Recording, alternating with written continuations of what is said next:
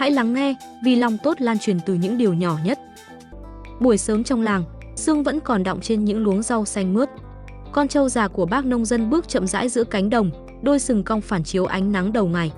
Bác nông dân hiền lành vừa đi vừa huýt sáo, theo sau là đàn vịt tung tăng lội bên bờ mương. Tiếng cày xới đất hòa cùng tiếng nước rì rào, tạo nên bản nhạc quen thuộc của buổi sáng yên bình nơi thôn quê. Tưởng chừng hôm nay cũng như bao ngày khác, chỉ có gió mát, mùi bùn non và tiếng chim ríu rít khắp nơi. Trâu là con vật chăm chỉ và hiền lành. Nó chẳng bao giờ than vãn, chỉ lặng lẽ kéo cày, từng bước một, vẽ lên mặt đất những đường thẳng đều đặn.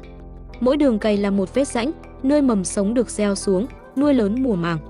Nhưng sáng nay trời bỗng oi ả hơn mọi khi, nắng chiếu rát trên lưng trâu.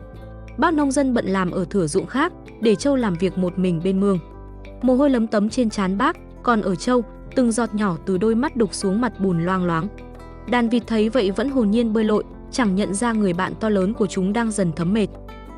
Đến khi mặt trời lên cao, hơi nóng làm đất mềm nhão. Đôi chân trâu bước vào chỗ bùn trơn, nó khẽ trượt, cố gắng gượng dậy nhưng chiếc ách gỗ quá nặng. Đất bên mương sụt xuống, khiến trâu mất thăng bằng và lăn xuống dòng nước đục. Một tiếng động lớn vang lên, nước bắn tung tóe. Đàn vịt giật mình quay lại, thấy trâu đang vùng vẫy giữa bùn, chiếc dây buộc vướng vào khung cày. Nước cuộn quanh thân, làm trâu khó nhấc đầu lên. Cảnh tượng ấy khiến bầy vịt hoảng hốt. Chúng không biết làm gì ngoài việc kêu thật to, thật gấp gáp, như đang gọi ai đó đến giúp. Những tiếng kêu cạp cạp vang dài giữa đồng. Vịt con đầu đàn bay lên, cố vượt qua bờ ruộng để tìm bác nông dân đang làm ở xa. Âm thanh vang vọng khiến bác khựng lại. Bác nhận ra tiếng vịt không giống mọi khi, không còn vui vẻ, mà dồn dập, lo lắng. Linh cảm có chuyện chẳng lành, bác buông cuốc, chạy thật nhanh về phía mương. Khi vừa đến nơi, cảnh tượng khiến bác bàng hoàng, con trâu già thân quen đang vùng vẫy yếu ớt, nửa thân lún sâu trong bùn.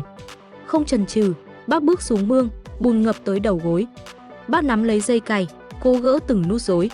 Đàn vịt vẫn kêu vang không ngớt, quây quanh như tiếp thêm sức mạnh. Sau một hồi nỗ lực, cuối cùng trâu được kéo lên bờ. Nó thở mạnh, đôi mắt mệt mỏi nhìn quanh, rồi khẽ gật đầu về phía đàn vịt, như muốn nói lời cảm ơn bằng chính ánh mắt hiền lành ấy. Bác nông dân ngồi xuống thở dốc, bùn phủ đầy tay áo, nhưng khuôn mặt lại rạng rỡ.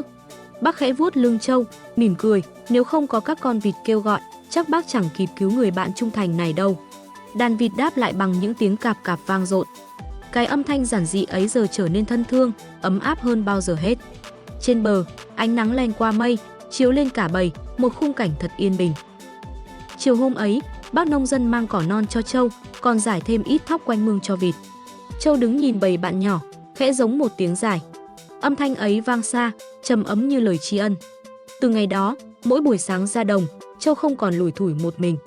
Đàn vịt nhỏ luôn đi cùng, ríu rít quanh chân, đôi khi mổ nhẹ vào bờm trâu như trêu chọc. Câu chuyện nơi cánh đồng bình dị ấy lan truyền khắp làng. Người ta bảo nhau rằng lòng tốt chẳng cần phải to lớn hay mạnh mẽ.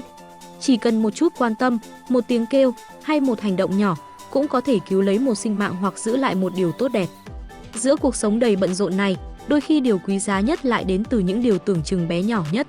Và khi một cộng đồng biết lắng nghe nhau, dù chỉ là tiếng kêu yếu ớt hay lời cầu cứu thầm lặng, thì sẽ không ai bị bỏ lại phía sau. Trên cánh đồng, hoàng hôn buông xuống, trâu và đàn vịt vẫn bên nhau, yên ả như thể chưa từng có chuyện gì xảy ra. Nhưng trong sâu thẳm, tất cả đều hiểu rằng sự quan tâm, dù nhỏ bé, cũng đủ để giữ lại hơi ấm của lòng nhân giữa thế gian rộng lớn.